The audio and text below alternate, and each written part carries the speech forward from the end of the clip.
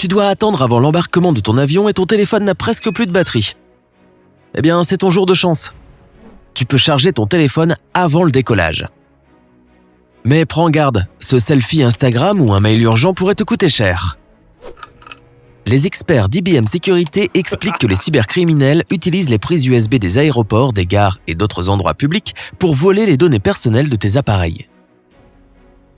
Ils peuvent facilement modifier le port USB en y installant un logiciel spécifique qui vole toutes les données, notamment les données bancaires. Tu peux penser qu'on est parano, mais les cybercriminels sont de plus en plus actifs. En 2019, les moyens de transport sont devenus la deuxième priorité des cybercriminels, juste après les organisations financières. Tu imagines ? Les ports USB sont sans doute bien utiles aux voyageurs dans les lieux publics, mais ils ne sont pas toujours sans danger, loin de là.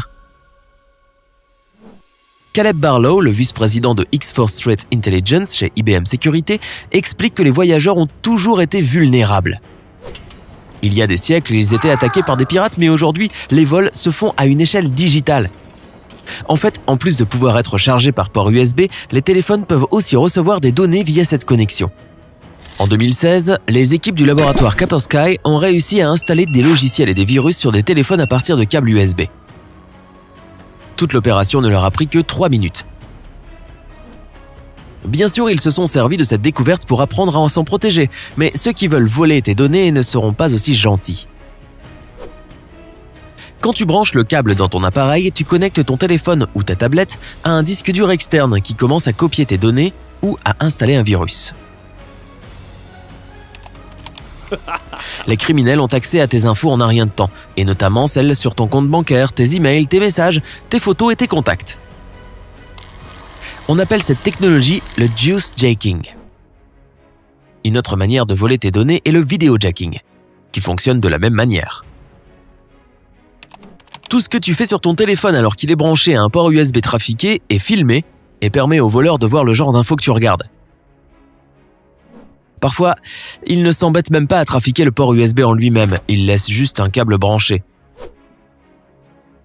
Barlow dit qu'un criminel ne démonterait pas le port USB devant tout le monde, mais qu'il pourrait brancher son câble et attendre chez lui devant son ordi.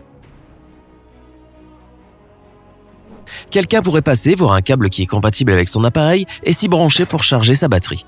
C'est à ce moment-là que le logiciel s'infiltre dans ta tablette ou ton téléphone et copie tout ce que tu préférerais garder secret. Barlow compare le fait d'utiliser les câbles USB des endroits publics à celui de se brosser les dents avec une brosse à dents trouvée dans la rue. Tu n'as pas la moindre idée de qui l'a utilisé avant, ni pourquoi. Est-ce que ceux qui ont le dernier Android ou iPhone doivent aussi s'inquiéter ? Après tout, les meilleurs cerveaux du monde travaillent sur la cybersécurité. Quand les fabricants de téléphones ont appris l'existence du juice jacking, ils ont ajouté des mesures de sécurité supplémentaires aux appareils. Désormais, iOS et Android demandent ton accord pour se connecter à un appareil externe. Mais ça ne sert pas à grand-chose si tu acceptes tout ce que ton téléphone te demande sans même lire le message. Il y a aussi d'autres risques. Si tu as un Android avec un vieux système d'exploitation ou si le mode de protection USB est activé, le virus n'aura aucun mal à s'infiltrer. Il y a une fonction sur les derniers appareils Apple qui s'appelle l'USB Restricted Mode. C'est un nouveau mécanisme de protection qui empêche tout échange de données lorsque l'appareil charge par port USB. Les appareils Android sont encore plus en danger, même s'ils ont leur propre logiciel qui empêche l'accès non autorisé aux données. Si tu utilises un téléphone avec la dernière version d'un système d'exploitation, tu ne devrais pas être en danger. Mais si tu as besoin de charger d'urgence ton appareil dans un endroit public, n'utilise pas un port USB. Tu ne sais pas si un cybercriminel est passé le trafiquer avant. Mais si la seule manière d'éviter toute fraude est de ne pas utiliser les chargeurs USB dans les endroits publics, comment faire quand son appareil n'a presque plus de batterie ?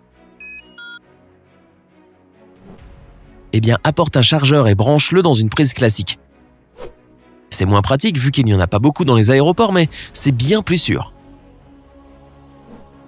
Une autre option est de charger une batterie portable avec le port USB, puis de charger ton téléphone avec la batterie. Si ça ne suffit toujours pas, tu peux acheter un câble USB spécial qui te permet de charger ton téléphone en empêchant l'échange de données. Tu peux aussi faire comme la Maison Blanche et acheter un gadget pour sécuriser ton téléphone à moins de 30 €. C'est un anti-juice jack et il te protégera des risques quand tu charges ton téléphone. Il y a un autre type de danger complètement différent quand tu charges ton téléphone avec un câble USB. L'appareil peut tout simplement recevoir une surcharge et brûler. Les prises dans les lieux publics fonctionnent de manière très simple. Elles sont directement reliées au câble. S'il y a un problème de tension et que ton téléphone y est branché, cela peut le détruire. Pourtant, malgré tous les risques, même les personnes les mieux informées se font avoir.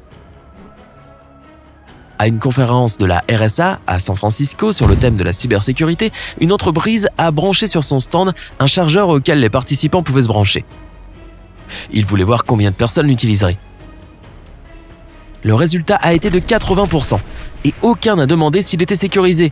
Ils se sentaient peut-être protégés car ils étaient justement à une conférence sur la cybersécurité. Mais voilà, tu sais maintenant qu'il faut toujours être attentif à tout. Un truc encore plus fou a eu lieu à DEF CON. Des dizaines d'experts sur la sécurité des données se sont fait avoir. Ils ont commencé à charger leurs appareils sur des câbles publics. À un moment, ils ont tous reçu un message disant de ne pas brancher leur téléphone à de tels câbles. Surtout à cette conférence. Et toi, tu charges tes appareils dans des lieux publics ?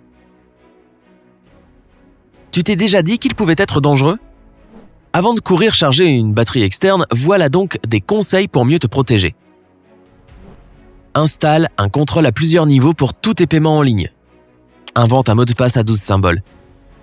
Ça ne doit pas contenir le nom de jeune fille de ta mère, les 4 derniers chiffres de ton passeport, ton anniversaire ou ton adresse. Ce sont des mots de passe trop simples à trouver. N'utilise pas le même mot de passe pour tous tes comptes. Change tes mots de passe tous les 6 mois. Ne partage pas toute ta vie privée sur les réseaux sociaux. Tu facilites le travail des cambrioleurs qui veulent savoir quand tu n'es pas chez toi. C'est comme si tu partais en vacances en leur laissant la porte grande ouverte. À chaque fois que tu es à l'aéroport et que tu veux dire à tes amis que tu t'en vas, réfléchis à 2 fois. Quelle photo vas-tu leur envoyer ? Et est-ce que cela pourrait te mettre en danger ? Ne montre jamais ta carte d'embarquement sur les réseaux sociaux. Au premier abord, on dirait que tu peux seulement en tirer le nom du passager et sa référence de commande. Mais quelqu'un pourra accéder à tes informations personnelles sur le site de la compagnie, comme ton passeport, ton adresse email ou ton numéro de programme de fidélité. Avec ces infos, ils peuvent annuler ton billet retour et tes vacances seront ruinées. Tes données personnelles peuvent aussi servir à faire une fausse demande de virement bancaire. Si tu as besoin de prendre la photo de ton passeport avec ta carte d'embarquement pour sentir que les vacances commencent, efface le numéro du billet, la référence d'embarquement et toutes les données qui concernent ton vol avant de publier la photo. C'est la même chose pour les codes barres. Ils peuvent être utilisés. Ma règle d'or, imagine que Charlie, le cybercriminel, regarde au-dessus de ton épaule, prêt à récupérer chaque miette que tu fais tomber. Ton but, affamer Charlie. Si tu as appris quelque chose de nouveau aujourd'hui, aime cette vidéo et partage-la avec un ami. Et voilà d'autres vidéos cool que tu aimeras sûrement. Choisis juste celle de gauche ou de droite et reste du côté sympa.